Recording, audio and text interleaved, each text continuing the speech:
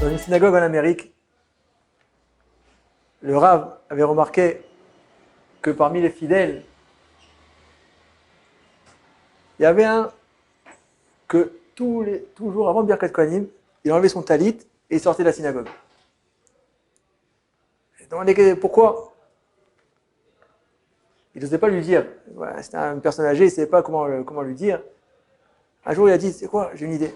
Je vais l'inviter à venir manger à la maison, une bonne seouda, un bon vin, et on va essayer de lui dire que c'est important le Birkat Kohanim, que c'est un moment propice, on reçoit la bracha des Kohanim.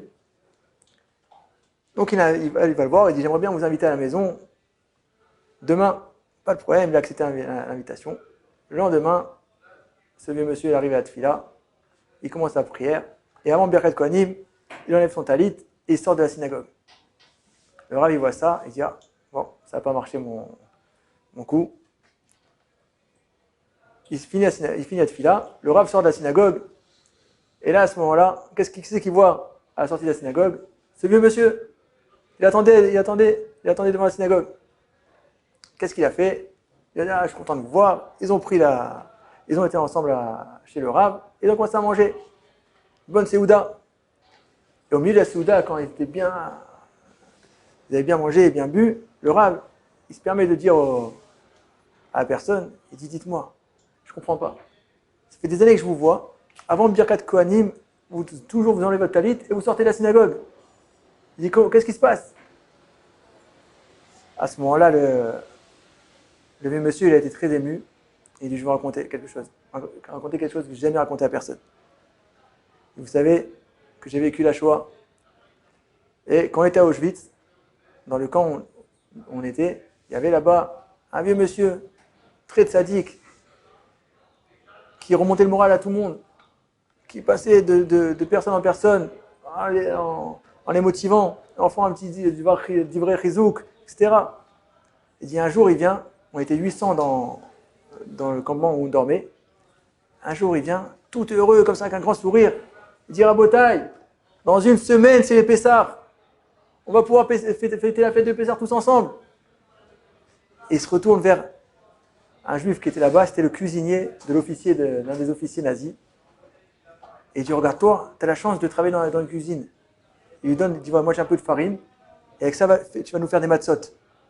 Le juif, il a eu peur. Il a dit, non. Après quelques moments, il a dit, non, tu sais quoi, je vais le faire. Il a pris le paquet de farine, et il est parti faire, en cachette, des matzot. Le soir, il revient avec 2 matzot. Ah, le vieux juif, ça dit qu'il était tout heureux, il avait 2 matzot shmurot. Il prend comme ça.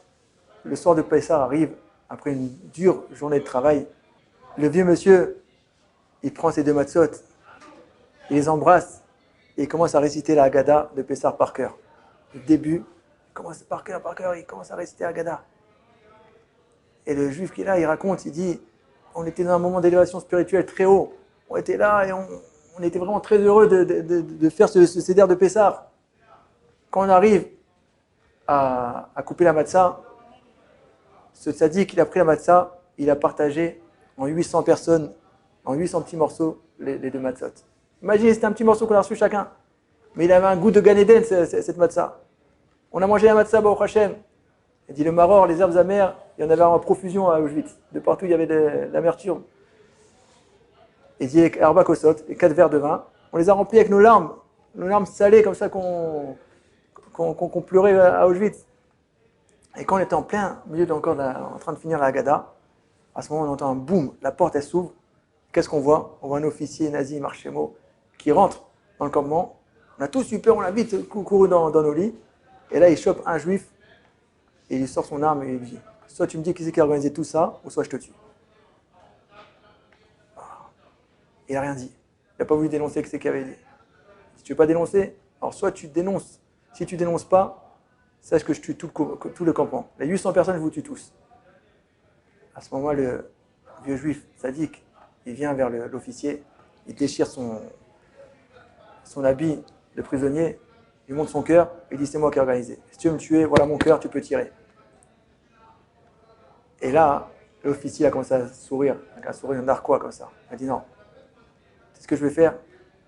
Demain, je vais réunir tous les juifs. Et devant tout le monde, je vais te tuer. Je vais montrer qu'est-ce que c'est de ne pas écouter l'ordre des nazis ici. Et c'est ce qu'il a fait. Le lendemain, il réunit tous les juifs.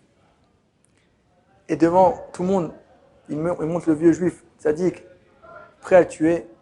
Et là, à ce moment-là, le tzaddik, il dit aux nazis, il dit, j'aimerais bien, si vous me permettez, une dernière volonté. Et là, l'officier a dit, qu'est-ce que tu veux? Du pain, de l'eau, de la soupe, de la viande? Il a dit, non, je veux ni pain, ni soupe, ni viande. Je veux juste dire un message à mes frères juifs. Il a dit, vas-y. Et il se retourne devant tous les juifs. Il dit, je vais vous dire que je vous aime beaucoup. Je vous aime très fort. Et vous savez que je suis Cohen. Donc maintenant, j'aimerais bien vous faire un Birkat Kohanim. Vous bénir. Et là, devant tout le monde, devant des milliers de juifs, il lève les mains comme ça. Il commence à bénir tous les juifs du campement. Il y avait un silence. Et il commence à bénir tout le monde. À la fin de la bénédiction, l'officier l'a tué. Et il raconte cette personne au Rav en pleurant à ce moment dans la Séouda. Et il lui dit, quand je suis sorti d'Auschwitz, je suis arrivé en Amérique et j'ai voulu tout oublier du judaïsme. J'ai commencé à tout lâcher. Et j'ai voulu me marier avec une Goya. J'ai rencontré cette Goya, j'ai voulu me marier avec elle. Et au moment où ça avançait, il y a le Birkat Kohanim qui m'est venu en tête. Ce Birkat Kohanim est venu et j'ai pas réussi à me marier avec cette Goya. Donc je me suis marié avec une juive. J'ai eu des enfants, j'ai voulu les mettre dans des écoles goy. Pareil, le Birkat Kohanim est venu en moi. Et j'arrivais pas. J'étais obligé de les mettre dans des écoles juives. Et comme ça, à chaque fois que je voulais dévier du derrière, du chemin de la Torah, le Birkat Kohanim, il venait en moi me sauver. Alors vous voyez, ce Birkat Kohanim, il m'a sauvé la vie. Donc je ne peux pas l'échanger contre un Birkat Kohanim que je vais écouter maintenant. J'ai peur de perdre l'intensité que j'ai eue à Auschwitz avec ce Birkat Kohanim. On voit dans la paracha de Nassau que Akadosh Baruch Hu dit à Moshe de dire à Aaron de bénir les Bnei Israël. On raconte que le Rav Steinman, quand il était en Khoutzaretz, un jour il était en Angleterre, après avoir fait la tfila du matin chez les Ashkenazim, il a demandé s'il n'y avait pas une synagogue sfarade à côté. On dit oui, il est monté juste à côté. Il a dit mais le problème c'est qu'il faut monter quelques étages et il n'y a pas d'ascenseur. Il dit c'est pas grave. Il a monté, il était très âgé, et là le Rav était très ému. Il dit quoi le Rav, qu'est-ce que vous faites là? Il dit non, regardez, en dehors d'Israël, il y a une coutume que les Ashkenazim ne font pas Birkat Kohanim tous les jours. En Israël, on fait tous les jours. Donc chaque jour, je reçois le Birkat Kohanim. Mais les Sfaradim, ils font Birkat Kohanim. Donc je ne voulais pas perdre un jour sans Birkat Kohanim. Donc il était prêt à monter des étages à pied pour avoir le Birkat Kohanim. Et le Birkat Kohanim, comment est-ce qu'il se finit? Par le mot Shalom. On voit dans les Pirkei Avot que Aaron à Kohen était quoi? Il était Oev Shalom et Rodev Shalom. Il poursuivait la paix. Et c'est écrit qu'il n'y a pas de kli marzik bracha, il n'y a pas un ustensile qui reçoit la bracha comme le shalom. Si quelqu'un veut avoir la bracha, ça doit passer par le shalom. Alors Bezrat Hashem, qu'on puisse nous aussi être à l'image de Aaron à Kohen, et de rechercher le shalom afin de recevoir Birkat Kohanim, qui est le Birkat Hashem, Bezrat Hashem.